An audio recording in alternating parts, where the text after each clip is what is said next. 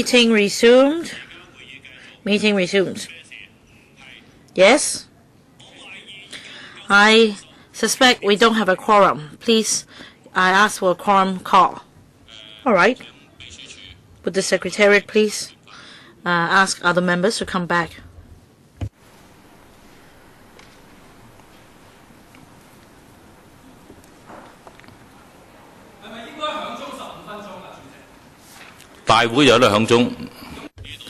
Well, for council meeting, the quorum bell will be rung, but for here, usually the quorum bell will not be rung to ask members to come back. That's only the case for council meeting. I want to know how long before the meeting will be aborted. 15 minutes. Well, we're counting the time. We're keeping the time. We know. Would other people please remain silent?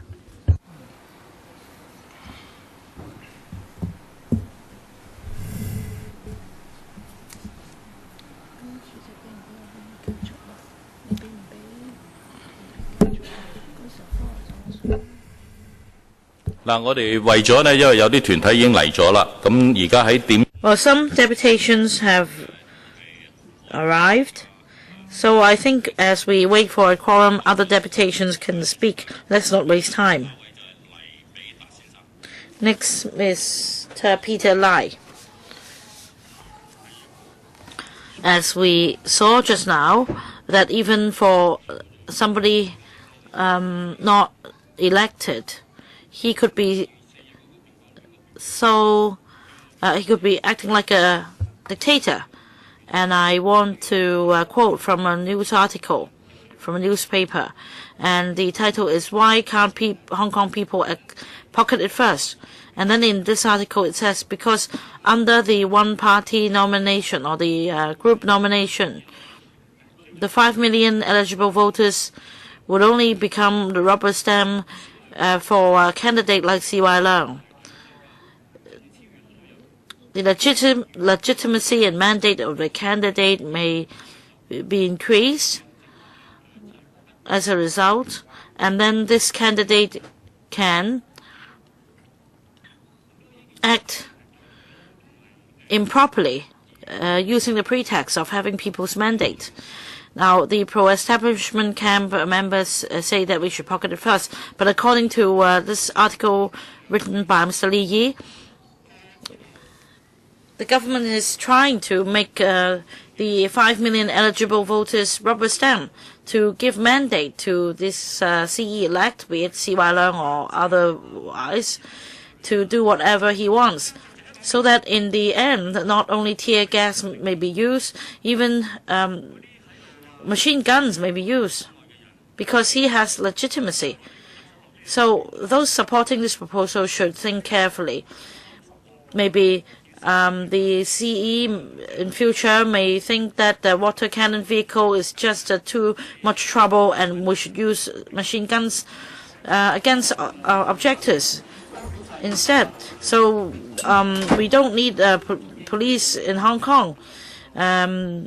The new police commissioner would just follow orders. For those supporting supporting the proposal here, you can imagine that you will be at the point of machine guns. So I urge people of Hong Kong, those who have the right to vote, to watch closely in June who will be supporting this proposal. This is a proposal that will be selling out Hong Kong, and by then you can use your right to vote to drive them away. And for those supporting this sellout proposal, they are traitors. They are traitors. They are in the district councils. They are in all these different counties. Sweep them out. They sell out Hong Kong. They sell out Hong Kong people. They support the reform. So use your vote. Sweep them out. Don't support the proposal. Yong Wing Kei. Mr. Chairman, the senior professional and Executives Association is in support of the proposal. We urge the electoral members in casting the vote to support the reform proposal so that 5 million eligible voters in 2017 will be able to cast a one-man, one-vote to elect the CE and to have this democratic reform go one step forward. We have already submitted our opinion to the government before, and they are in line with the reform. The NC should be constituted according to the original EC, and also this 120-person member recommendation for candidates would allow more candidates to come up. And also at the nomination stage, there will be two votes cast by the members, and this will allow the members to have more choice, and also this will be beneficial to the candidates standing for election. Now, for the future of Hong Kong, the policy set by the CE is very important for the future of Hong Kong. And I'm sure different members of the public in Hong Kong will have different views, but I believe there is one single thing that unites them, and that is to say they want democracy to move forward. A number of public opinions have shown that the majority of Hong Kong people support the reform proposal set out by the government. We believe there is still room for optimization and improvement in the future. I would say that this is a first step in accessing the ladder for home ownership or flat ownership. This is a small flat we are buying indeed, but in the future there will be a bigger flat. If we wait and do not progress, maybe another 10 years, maybe even more, we will still not be able to get our own flat. So given that, I would urge that electoral members support the reform proposal so that the Hong Kong people will be allowed to cast a one-man, one-vote to elect the CE. Thank you. Mr. Ochi Ting. I'm in support of the reform proposal set out by the government. I think this is in keeping with the Constitution, and it is in keeping with the laws. Especially for the Hong Kong history, it is unprecedented that we are able to choose our own CE or governor. It takes time for the people of Hong Kong to learn and to adjust to the democratic system. Earlier on, a number of bodies have come up with campaigns to support the reform policy, the reform proposal. And I think that this is the majority view among the people of Hong Kong. And my friends around me also have this expectation of casting the vote to elect the CE. So I urge that the political parties, electoral members, support this so as to bring the democratization of Hong Kong one step forward. Lau Kin Hong. Mr. Chairman, I was born after the 1980s and I'm in the financial field. And you know that the CSRC yesterday had promulgated that there will be a mutual recognition of managed funds in Hong Kong. Well, I'm not really coming to talk about the political reform per se, but I think back on a time when Hong Kong was a small fisherman village and now it is a financial center. It was built not in one day. It was because of the hard work of the previous generation, the generation before them, and also perhaps the next generation.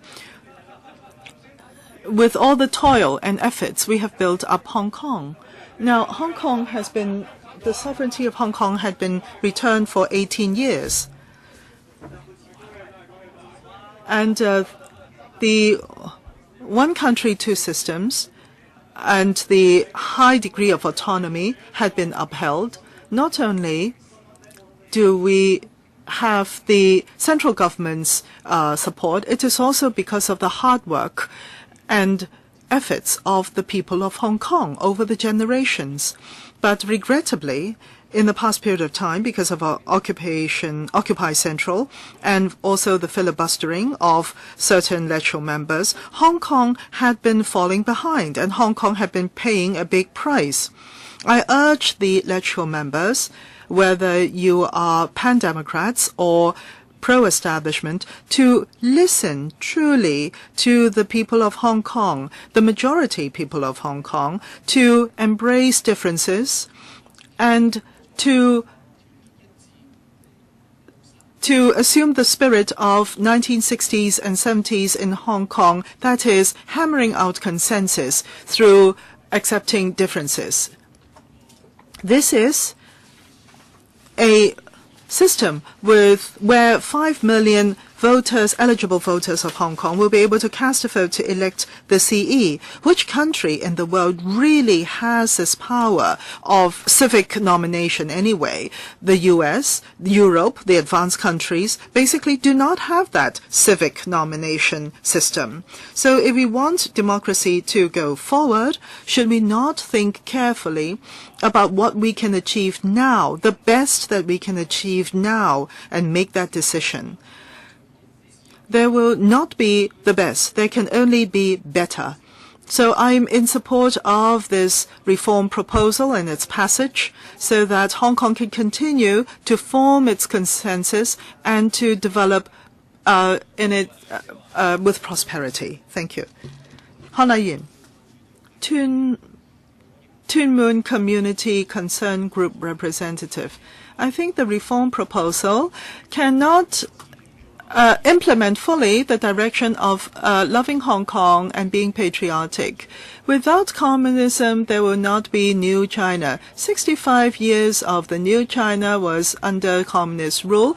The party and the country are one, as we can all see. As for the candidate of the CE, for patriotism, the person will have to register as a Communist Party member, and also in Shenzhen and CUHK, go through the learning or patriotic learning process, and also, without the gas mask, feel the loving motherly attention in Beijing, in the foul air and polluted air of Beijing.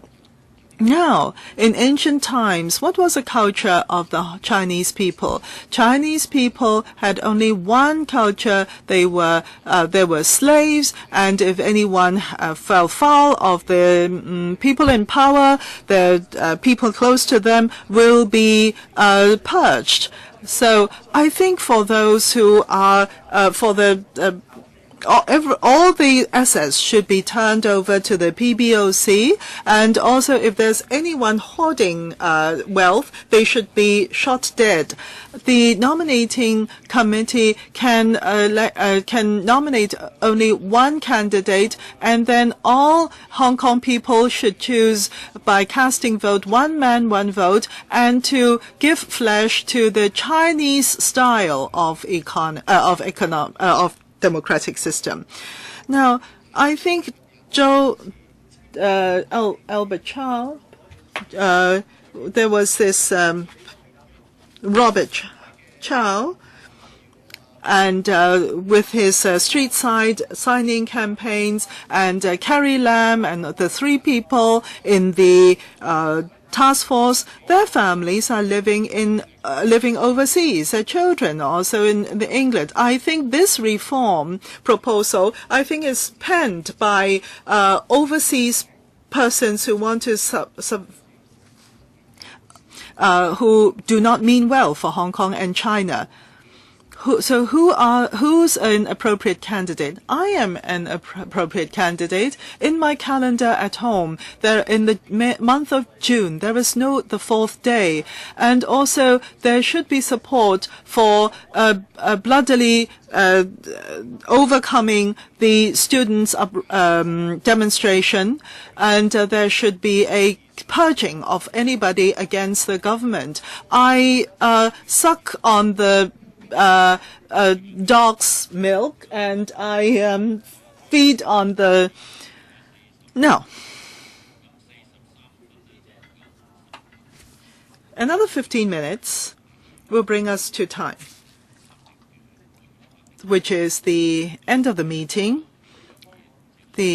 So looking at the members around the room, for the quorum, I'm looking at Rule 77(1). The chairman of the meeting has the power to to appoint the meeting for the next meeting of the committee. Now, if there is a quorum, then at 2 o'clock this afternoon, we will convene a meeting. For those of you who have signed up to come to the meeting, well, I will allow you to come back. You can come back and voice your opinion. We will end the meeting here. Thank you very much.